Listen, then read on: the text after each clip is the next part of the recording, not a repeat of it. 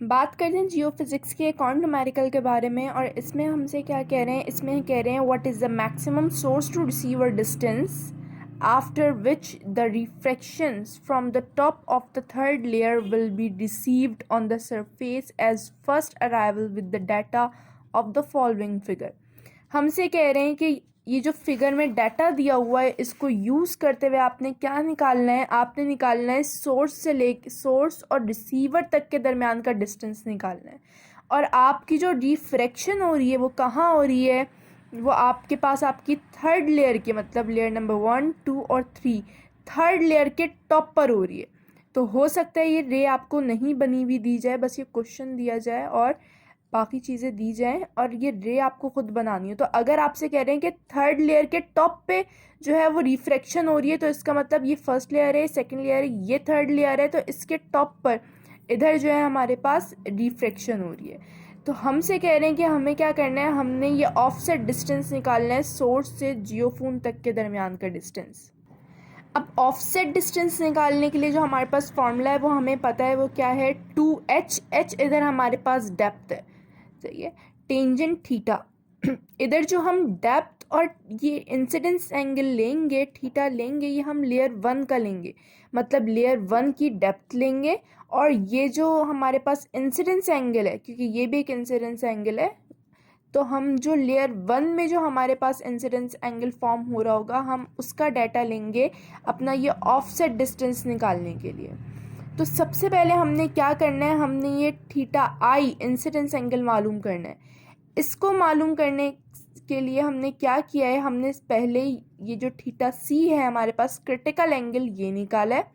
Then हम इसकी मदद से थीटा आर निकालेंगे, थीटा आर रिफ्रैक्शन एंगल।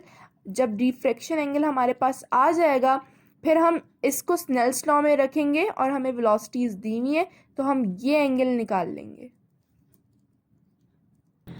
सबसे पहले हमने क्रिटिकल एंगल निकालना है स्नेल्स लॉ को यूज़ करते हुए।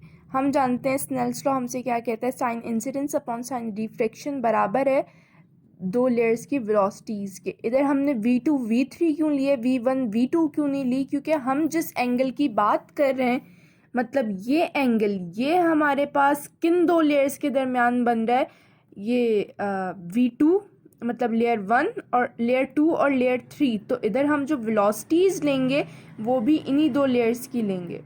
हम ये किस तरह पहचानेंगे, जिस लेयर पे हमारी हेड वेव बन रही होगी जहाँ पर उसके ऊपर और नीचे की जो वेलोसिटीज़ है वो लेंगे। तो हमारे पास v2 अपॉन v3 हम लेंगे। तो जब हमें पता है कि क्रिटिकल एंगल के लिए साइन जो रिफ्रैक्शन है वो 90 डिग्री होता है और साइन 90 डिग्री बराबर होता है 1 के। तो हमने इधर से हमारे पास ये फॉर्मूला निकल कर आ गया और हमने इसके अंदर जो है वो साइन इधर मल्टीप्लाई हो रहा है, इधर आके इन्वर्स। और हमने जब v2 v3 की वैल्यूज़ रखी तो हमारे पास जो क्रिटिकल एंगल निकल कर आया वो 41.8 निकल कर आया। हमारे पास क्रिटिकल एंगल जो है वो निकल कर आया है, ये क्रिटिकल एंगल हमारे पास निकल कर आया है 41.8। अच्छा, असल में हमें चाहिए ये एंगल ताकि हम स्नेल्स लॉ में रख कर एंगल ऑफ रिफ्रैक्शन या एंगल ऑफ इंसिडेंस निकाल सकें। ये एंगल हम किस तरह निकालेंगे, जब भी हमारे पास दो पैरेलल लाइंस को कोई एक लाइन इंटरसेक्ट कर रही होती है, दो पैरेलल लाइंस को एक लाइन इंटरसेक्ट कर रही होती है तो उसके जो एडजेसेंट एंगल्स होते हैं द अपोजिट साइड पे ये बराबर होते हैं हमेशा। तो अगर ये थीटा 1 है ये थीटा 2 है तो हमेशा थीटा 1 बराबर होगा थीटा 2 के। इसी तरह अगर हम देखें दो पैरेलल लाइंस हैं और इसको एक लाइन इंटरसेक्ट कर रही है तो हमारे पास ये एंगल और ये एंगल बराबर होना चाहिए। तो अगर मेरे पास ये एंगल 41.8 है तो ये एंगल भी 41.8 ही होगा। लेकिन हम फिर भी आपकी तसल्ली के लिए एक बार इसको निकाल कर देख लेते हैं। तो हमने इसको किस तरह निकाला है, हमने कहा कि हम जानते हैं किसी भी ट्राइंगल के अंदर जितने भी जो तीन एंगल्स होते हैं उनका जो सम है वो बराबर होते हैं 180 डिग्री के। और ये हमारे पास एक ट्राइंगल बन रहा है, ये हमारे पास एक ट्राइंगल बन रहा है और इसमें तीन एंगल्स हैं, एक ये एंगल, एक ये एंगल और एक ये थीटा सी।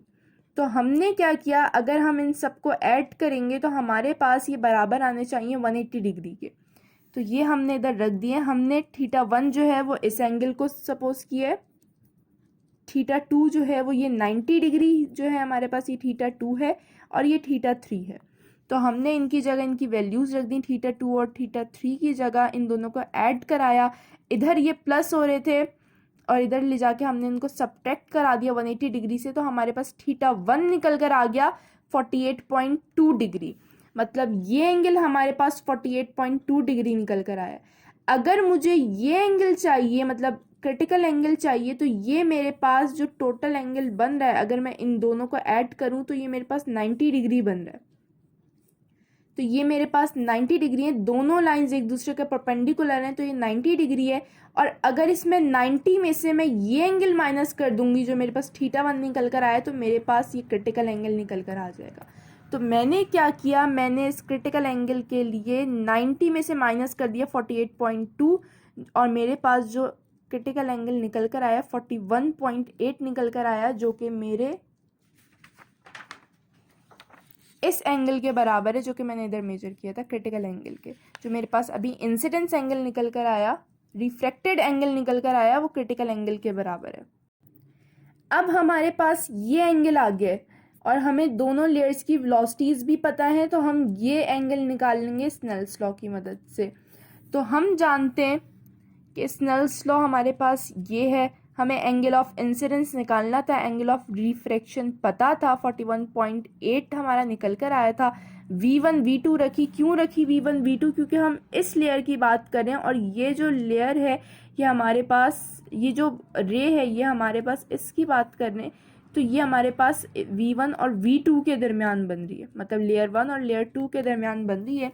तो इस वजह से हमने दोनों लेयर्स की वेलोसिटीज़ रखी, उनको डिवाइड कराया, साइन इंसिडेंस साइन 41.8 की वैल्यू रखी, इधर मल्टीप्लाई हो रहा था, इधर आके इधर डिवाइड हो रहा था, इधर आके मल्टीप्लाई कराया, इसका इन्वर्स लिया तो हमारे पास साइन इंसिडेंस निकल कर आया 19.47। साइन इंसिडेंस हमारे पास ये निकल कर आ गया है। अब हमें ये डेप्थ पता है और जो हमारे पास साइन इंसिडेंस भी निकल कर आ गया, तो हम आसानी से अपना ये ऑफसेट डिस्टेंस निकाल सकते हैं।